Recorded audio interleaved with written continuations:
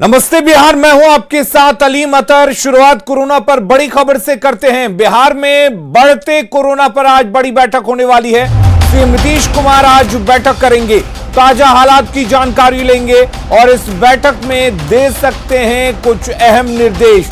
तो जिस तरीके से कोरोना के मामले लगातार बिहार में बढ़ते जा रहे हैं और आंकड़े 1000 के करीब पहुंच चुके हैं, ऐसे में सीएम नीतीश कुमार आज एक अहम बैठक करने वाले हैं और कई निर्देश दिए जा सकते हैं मुख्यमंत्री नीतीश कुमार की तरफ से कोरोना को लेकर। ताजा हालात की आज मुख्यमंत्री जानकारी लेंगे, स्वास्थ्य व्यवस्थाओं की जानकारी लेंगे, साथ ही किस तरह से बिहार में तमाम चीजें संचालित की जानी चाहिए, इन सभी को लेकर कई निर्देश मुख्यमंत्री नीतीश कुमार आज दे सकते हैं। और अमित कुमार हमारे साथ जुड़े हुए हैं। अमित, जिस तरह से लगातार कोरोना के मामले बढ़ रहे हैं और ऐसे में नीतीश कुमार की ये अहम बैठक, क्या माना जाए, क्या एक बार फिर से आंशिक तौर पर कई पाबंदियां लागू की जा सकती हैं? देखिए, निश्चित तौर पे अलीम, आज जिस तरह से कोरोना के मामले में इजाफा हो रहा है, लगातार संख्या में वृद्धि होती जा रही है और आंकड़ा जो है वो तकरीबन 1000 के आसपास पहुंच चुका है। तो इसको देखते हुए ही मुख्यमंत्री ने कल चिंता जाहिर की थी और कल उन्होंने जो प्रधान सचिव हैं स्वास्थ्य विभाग के, उन्होंने इत्तला किया था कि आज वो दोपहर 12 बजे जो है वो सभी जिलों के जो डीएम हैं उनके साथ वो बैठक करेंगे, एसपी के साथ बैठक करेंगे और बैठक करके कोरोना को लेकर जो हालात है, बिगड़ते हालात है, उसके संदर्भ में वो जानकारी हासिल करेंगे। इस दौरान मुख्यमंत्री ये भी जानना चाहते हैं कि जो कोरोना का टीका जो हो रहा है, टीकाकरण का काम जो है वो किस स्पीड से चल रहा है, दूसरी जो व्यवस्थाएं हैं कोरोना के रोकथाम के लिए उस पर क्या कार्रवाई की जा रही है। हाल ही में क्राइसिस मैनेजमेंट की जो बैठक मुख्यमंत्री ने की थी, उस दौरान उन्होंने जो गाइडलाइन जारी किए थे, राज्य सरकार का जो गाइडलाइन है, स्वास्थ्य महकमे का जो गाइडलाइन है, वो कितना अच्छा सा उसका अनुपालन किया जा रहा है। तो तमाम वस्तु स्थिति के बारे में वो जानकारी लेंगे। जो आधिकारिक सूत्र हैं हमारे, चाहे वो एससीएस होम की बात कर ले या फिर स्वास्थ्य महकमे के जो प्रधान सचिव है प्रत्यय अमृत बात कर ले, उन लोगों से हमारी बात हुई है तो उन्होंने सीधे तौर पे कहा है कि मुख्यमंत्री जो है वो काफी गंभीर है कोरोना के बढ़ते मामले को लेकर के और आज बैठक के बाद जो है कुछ अहम निर्णय वो ले सकते हैं, चाहे वो रात्रि लॉकडाउन से जुड़ा हुआ मामला हो या दूसरे जो पाबंदियां जो लगानी है कोरोना के बढ़ते मामलों में नकेल कसने को लेकर के, तो वो मुख्यमंत्री आज बैठक के बाद वस्तुस्थिति को जानने के बाद उस पर वो कुछ अहम निर्णय ले सकते हैं। चलिए अमित, बहुत बहुत शुक्रिया आपका तमाम जानकारी देने के लिए। इस बैठक पर आप नजर बनाए रखिएगा, हम लगातार आपसे अपडेट्स लेते रहेंगे। तो बिहार में कोरोना की दूसरी लहर तेजी से फैल रही है। एक दिन का आंकड़ा अब 1000 के करीब पहुंच चुका है। पिछले 5 दिनों की बात करें तो 5 अप्रैल को 935 मामले सामने आए। आप अंदाजा लगा सकते हैं कि ये आंकड़ा किस तरह का है। 4 अप्रैल को 864 आंकड़े सामने आए, 3 अप्रैल को 836 आंकड़े सामने आए, 2 अप्रैल को 662 और 1 अप्रैल को 488। तो लगातार 1 अप्रैल के बाद मामले जो हैं वो तेजी से बढ़े हैं और इधर देश में कोरोना का संक्रमण लगातार बढ़ता जा रहा है। सरकार ने बचाव के लिए कई दिशा निर्देश जारी किया है, पर कहीं आम लोग गाइडलाइंस का पालन करते हुए तो कहीं सरकारी कर्मचारी और अधिकारी गाइडलाइंस का पालन कराने की जहमत नहीं उठाते।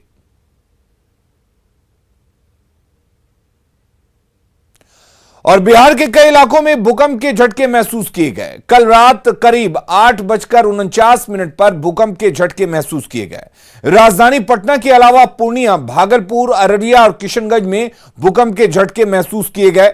मौसम विभाग के अनुसार भूकंप का केंद्र सिक्किम नेपाल बॉर्डर पर था। भूकंप की तीव्रता रिएक्टर पैमाने पर 5.4 थी। हालांकि कहीं से भी नुकसान की कोई खबर नहीं है।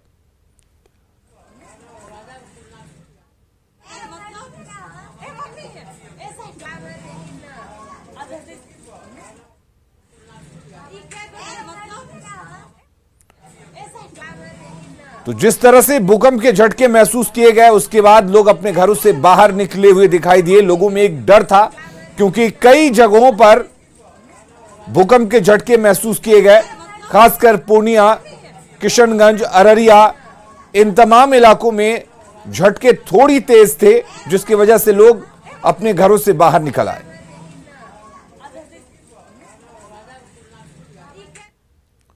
और सोमवार की रात को पटना समेत बिहार के सभी जिलों में भूकंप के झटके महसूस किए गए। भूकंप का केंद्र सिक्किम और नेपाल बॉर्डर था। भूकंप की तीव्रता 5.4 रिक्टर स्केल रिकॉर्ड की गई। पटना के सगुना मोड़ इलाके के अपार्टमेंट के लोगों से बात की हमारे सहयोगी अमित कुमार सिंह ने। बिहार में एक बार फिर से भूकंप के झटके महसूस किए गए हैं। हालांकि केंद्र सिक्किम और नेपाल का बॉर्डर माना बताया जा रहा है, लेकिन पटना के कुछ इलाके में भी भूकंप के हल्के झटके महसूस किए, लेकिन एहतियातन लोग अपने घरों से बाहर निकल गए। हम तस्वीरें दिखाते हैं किस तरीके से जो सगुना मोड़ के आसपास जो अपार्टमेंट है वहां के लोग एहतियातन, इनको जैसे ही ये एहसास हुआ कि भूकंप के झटके हैं, लोग तुरंत घर से बाहर निकल गए। शायद ये एक बहुत अच्छी बात है कि लोग एहतियातन इस कदम को उठाते हैं। ये 8:50 का टाइमिंग हो रहा था। उसी टाइम हम लोग बैठे हुए थे सोफे पे और नाश्ता कर रहे थे। फिर अचानक से लगा कि वो कंपन टाइप का हो रहा है। फिर हमने अपनी दादी को देखा, वो भी सामने बैठी हुई थी, उनको भी कुछ झटका महसूस हुआ। तो फिर कंफर्म हो गया कि ये जरूरी भूकंप का झटका। मुझे न दवा खाए न, इसीलिए हमको देह डोल रहा है। तो सोफा पर बैठे हुए थे और देवा हमको नाच रहा था, तो इसी पर इधर से फिर आप सीधे बाहर निकल गए? बस बाहर निकल गए। बैठ के टीवी देख रहे थे, लगा कुर्सी हिल गया ऐसा। तो थोड़ी देर बाद बाहर झांक के देखे तो देखे कि कहीं भूकंप तो नहीं है। तो कोई लोग दिखे नहीं, तो हमें लगा भूकंप नहीं है। फिर टीवी देखे, थोड़ी देर बाद आने लगा भूकंप आया। और कंपन टाइप हुआ, तो फादर के साथ हम लोग सब लोग कंफर्म हो गया कि भूकंप ही है। उसके बाद हम लोग नीचे आ गए, पापा के नीचे आ गए। हम महसूस किए तो अपने बच्चा से पूछे कि मतलब क्या भूकंप महसूस किए, तो कहे कि हाँ पापा किए। तो उसके बाद हम नीचे आए। यह लोग बता रहे हैं कि 8:50 या 52 के बीच में इस तरह के झटके महसूस किए गए, लेकिन वो बड़ा झटका नहीं था, हल्का झटका था। लेकिन एहतियातन सब लोग अपने परिवार के साथ घर से बाहर आके, अपने अपार्टमेंट से बाहर आके खड़े हैं और इंतजार कर रहे हैं कि कोई आधे घंटे 1 घंटे के बीच में कोई झटका न हो, फिर वो अपने घर चले जाएंगे। कैमरा पर्सन दीपक के साथ अमित कुमार सिंह, न्यूज़ 18 पटना। बच्चे में एईएस के लक्षण मिले हैं। हालांकि डॉक्टर एईएस से मौत की बात से इनकार कर रहे हैं। बच्चा कांटी के गोसाई टोला का रहने वाला था। रविवार रात उसे तेज बुखार हुआ और फिर वो बेहोश हो गया। पहले उसका इलाज पीएचसी में हुआ और फिर एसकेएमसीएच भेजा गया, जहां उसे आईसीयू में भर्ती करा दिया गया। सिविल सर्जन ने कहा कि बच्चे की मौत किस वजह से हुई है, इसकी जांच कराई जाएगी। उसमें बच्चा यहाँ पे बेहोशी हालत में आया था। बच्चा को बुखार था और बच्चा का ब्लड शुगर हम लोग नापे, ऑक्सीजन नापे, सारा कुछ सही पैरामीटर हम लोग को लगा। तो जो एसओपी के हिसाब से जो इलाज होना था हम लोग फर्स्ट एड दिए बच्चा को, उसके बाद जो हम लोग रेफर कर दिए फर्दर बेटर अच्छा इलाज के लिए।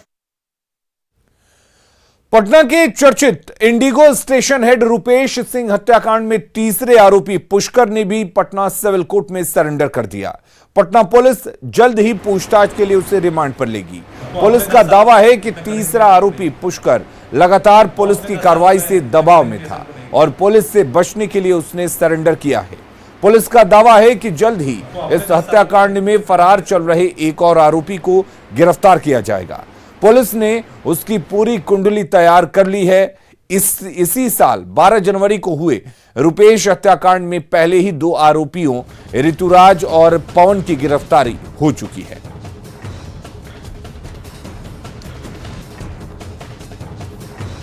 इन्वेस्टिगेशन जो होता है भावनाओं पर नहीं चलता है, एविडेंस पे चलता है। हमने पहले पीसी में भी आप लोगों को बताया था कि हम लोगों ने एविडेंस के आधार पर अपराधी को पकड़ा है और अपराधी के द्वारा ये मोटिव बताया गया है। उस मोटिव पे हम लोग एविडेंस के आधार पे कायम हैं और आज भी जब दूसरा अपराधी गिरफ्तार हुआ उसके द्वारा भी वही मोटिव बताया गया जो मोटिव ऋतुराज ने बताया था। इस तीसरे अपराधी को हम लोग अगेन रिमांड पर लेंगे और जो बातें आएंगी फिर से आप लोग के सामने आएंगी। फिलहाल आज की डेट में मोटिव वही है जो 2 फरवरी को आप लोगों को शेयर किया गया। एक और आरोपी बच गया है, उसकी गिरफ्तारी के लिए क्या कर रहा है? वो आरोपी अभी शेष से गिरफ्तार होना। वो आरोपी की इसमें रोल जो थी, शूटर्स का एक मोटरसाइकिल वो भी चला रहा था। उसके एंटीसीडेंट्स हम लोग को पता चल गए हैं, उसके डिटेल्स पता चल गए हैं, उसके खिलाफ हम लोग कार्रवाई कर रहे हैं। जल्दी वो गिरफ्तार हो जाएगा। मधुबनी में बेनीपट्टी अनुमंडल के मोहम्मदपुर में होली के दिन हुई विभत्स वारदात में 5 लोगों की मौत के बाद पीड़ित परिवार सदमे में है। सोमवार को राष्ट्रीय जनता दल की 7 सदस्यीय टीम मोहम्मदपुर पहुंचकर पीड़ित परिजनों का दुख दर्द जाना। आरजेडी प्रतिनिधि मंडल ने आरोपियों की गिरफ्तारी और परिवार को हर संभव मदद की मांग की है। उनके पास अब पैसा बुरी नहीं है। एक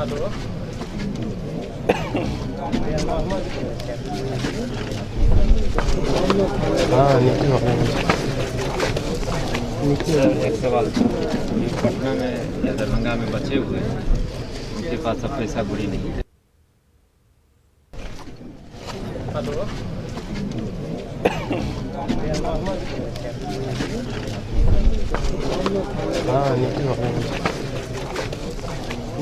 एक सवाल पटना में। और न्यूज 18 की मुहिम एक बार फिर रंग लाई है। उग्रवादी संगठन उल्फा के चंगुल से खगड़िया के रामकुमार रिहा हो गए। रामकुमार का अपहरण 21 दिसंबर 2020 को हुआ था। रिहाई के बाद रामकुमार ने बिहार वासियों, पुलिस और मीडिया के प्रति आभार जताया, जिन्होंने उन्हें रिहा कर एक नई जिंदगी दी। मैं माताजी और पिताजी के चरणों में प्रणाम करता हूं, जिनके आशीर्वाद से आज मुझे एक नई जिंदगी मिली है। ये खुशी उस रिहाई की है जो 105 दिन बाद संभव हो पाई है। आज हमारे से रहाई को, बच्चा को रहाई के सुनने के लिए आज दिन हम लोग को बहुत खुशी हुए है। खगड़िया के रहने वाले तेल कंपनी के इंजीनियर राजकुमार को उल्फा उग्रवादियों ने आजाद कर दिया है। सबसे पहले मैं अपना माताजी और पिताजी के चरणों में प्रणाम करता हूं, जिनके आशीर्वाद से आज मुझे दोबारा एक फिर से नई जिंदगी मिली। उसके बाद मैं तमाम उन साथियों, बिहार वासियों, मीडिया कर्मियों, पुलिस कर्मियों, सुरक्षा बलों को भी धन्यवाद करता हूं, जिन्होंने मेरे रिहाई के लिए तरह तरह का सतत प्रयास किए। राजकुमार की रिहाई की खबर जैसे ही उनके गांव अलौली थाना क्षेत्र के बहादुरपुर गांव पहुंची, परिवार के लोग खुशी से झूम उठे। हम तो बाबूजी से प्रणाम करके कही थे, खुशी हुई है। खुशी इतनी कि पिता लक्ष्मी तांती भावुक हो गए। मां सुमित्रा देवी की आंखें डबडबा गईं और गांव वाले भगवान को धन्यवाद देने लगे। खुशहाली सुनबे के लिए बाबू को देखबे, खुशहाली से बाबू के समाज लोग सब खुशहाली होले। हे भगवान। खुशी समस्तीपुर के हरपुर घाट के उस घर में भी है जहां रामकुमार की पत्नी वीणा देवी रह रही हैं। वीणा देवी को आज भी वो मनहूस तारीख याद है जब उनके पति को उल्फा वाले उठा ले गए थे। 21 दिसंबर 2020 यही वो तारीख थी जब उल्फा उग्रवादियों ने अरुणाचल प्रदेश से रामकुमार और प्रणव कुमार गोगोई का अपहरण किया था। पेशे से इंजीनियर रामकुमार अरुणाचल प्रदेश में क्यूपा ऑयल एंड गैस इंफ्रास्ट्रक्चर नाम की कंपनी में काम करते हैं।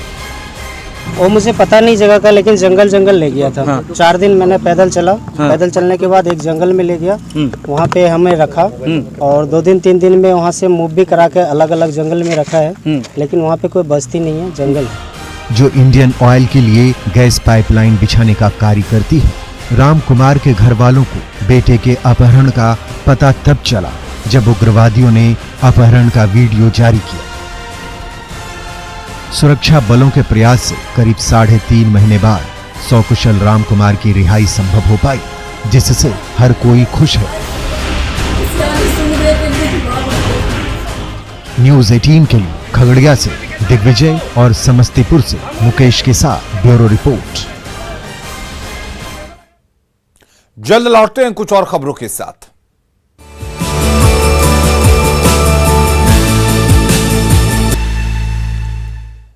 बीएसईबी ने मैट्रिक का रिजल्ट जारी कर दिया है। 484 नंबर के साथ 3 छात्रों ने टॉप किया है। 78% छात्र पास हुए हैं, जिनमें लड़कियों का दबदबा बरकरार रहा। टॉप करने वालों में सिमुलतला आवासीय विद्यालय की 2 छात्रा पूजा कुमारी और शुभ दर्शनी ने 484 अंक हासिल किए हैं। इन दोनों के साथ रोहतास के दिनारा स्थित बलदेव हाई स्कूल के संदीप कुमार ने भी 484 नंबर लाकर पूरे बिहार में टॉप किया है। आज तक मिठाई खा तो परेशान हो। तो मैट्रिक रिजल्ट जारी होते ही टॉपर्स के घर जश्न मनने लगा है और लोग बधाई देने पहुंच रहे हैं। लेकिन हम जो तस्वीर दिखाने जा रहे हैं उसे देखकर आप भी कह उठेंगे, बहुत खूब खुशबू।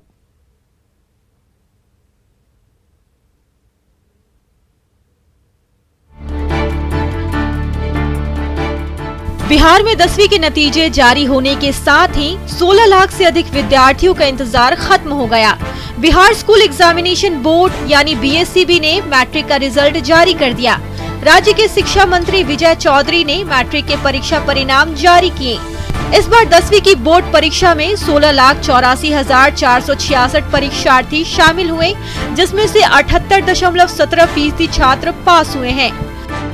जो इस बार के नतीजे की सबसे बड़ी विशेषता है कि विद्यार्थियों में ऊंचा स्थान पाने की जबरदस्त प्रतिस्पर्धा आपको देखने की मिलेगी। और ये इसी एक बात से आप समझ जाइएगा कि ऊपर के जो 10 अंक हैं 484 से शुरू होके 475-76 तक, इस बीच में 101 परीक्षार्थी।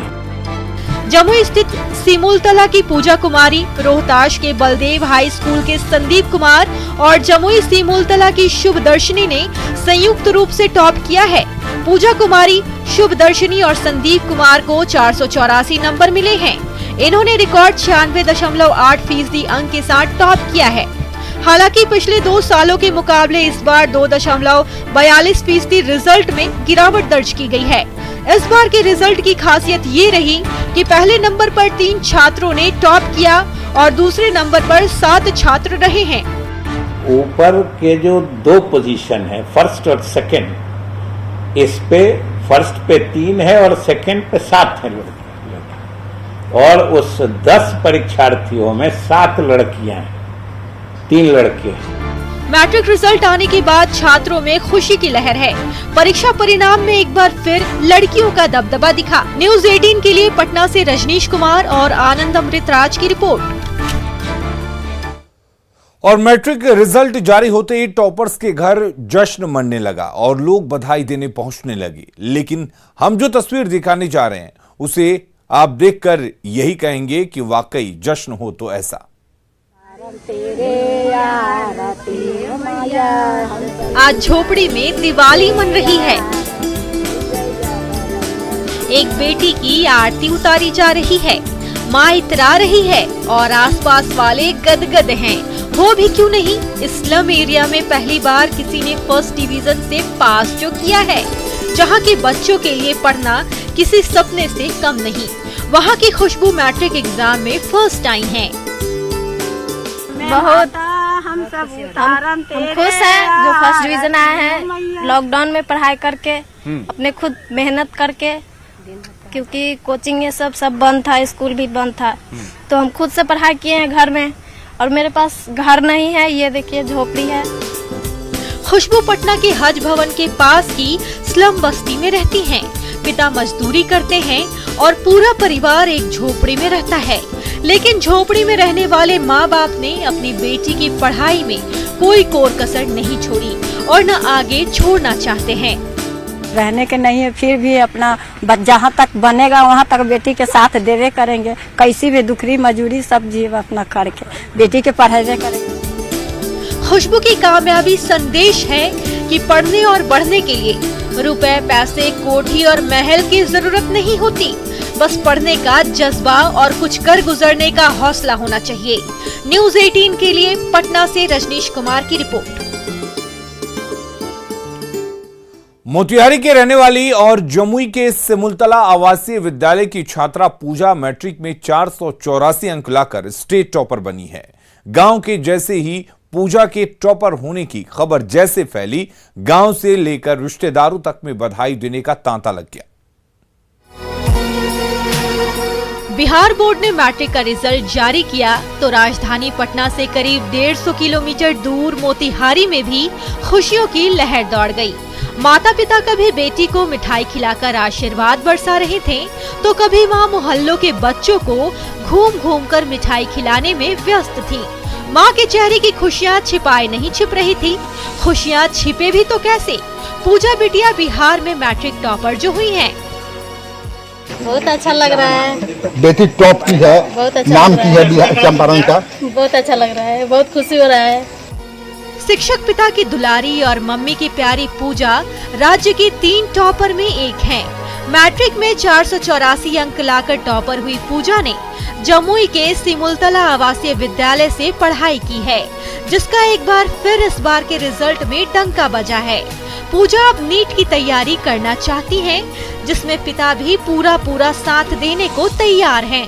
स्कूल से भी ऑनलाइन क्लास चलती थी, फिर ये घर पे ट्यूशन भी पढ़ते थे और पापा भी पढ़ाते थे कुछ, और दोस्तों का भी बहुत हेल्प था, और मुझे आगे नीट की तैयारी करनी है। अच्छा लग रहा है हमको, सब खुशी का माहौल है घर में। खुशी का माहौल है। क्या बनना चाहती है अब बेटी? कि वो जो है नीट की तैयारी करना चाहती है। शुरू से कैसी थी पढ़ने में? पढ़ने में बहुत अच्छी थी। मैट्रिक की परीक्षा में इस बार बराबर अंक लाकर 2 छात्रा और 1 छात्र टॉपर हुए हैं, जिनमें एक पूजा भी शामिल है। पहले इंटर और अब मैट्रिक के रिजल्ट में एक बार फिर बेटियों ने जो दबदबा दिखाया है, वो बेटियों के हौसलों की कहानी कहता है। मुकेश कुमार, न्यूज़ 18 मोतिहारी। खबरें लगातार जारी हैं, बने रहिए न्यूज़ 18 बिहार झारखंड के साथ।